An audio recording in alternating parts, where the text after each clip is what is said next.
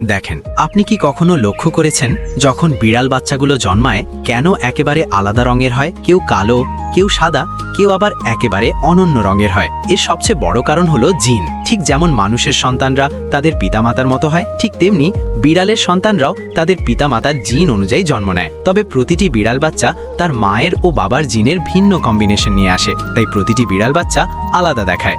দ্বিতীয় কারণ হলো ব্রিড। প্রতিটি বিড়াল বাচ্চা একই জাতের হয় না, কিছু মিশ্র ব্রিড, কিছু বিশুদ্ধ ব্রিড, আবার কিছু স্ট্রিট ব্রিড। যদি মায়ের বা বাবার কোনো বিশেষ ব্রিড থাকে তার প্রভাব সরাসরি সন্তানদের উপর পড়ে। কিছু ব্রিডে স্ট্রাইপ প্যাটার্ন, কিছুতে স্পটেড, আর কিছুতে মাল্টি কালার দেখা যায়। কখনো কখনো রঙের পার্থক্য ঘটে প্রাকৃতিক মিউটেশনের কারণে। এটি জিনে স্বয়ংক্রিয়ভাবে ঘটে, ফলে বিড়াল বাচ্চার রং সাধারণ বিড়ালের থেকে একেবারে ভিন্ন হয়ে যায়, যেমন স্মোক কালার, সিলভার শেড বা আনকমন প্যারেন্টস। এমন বিড়ালগুলো প্রায়শই দুর্লভ মনে করা হয়, আর আল্লাহর এই সুন্দর সৃষ্টির জন্য একটা লাইক দিতেই হয়।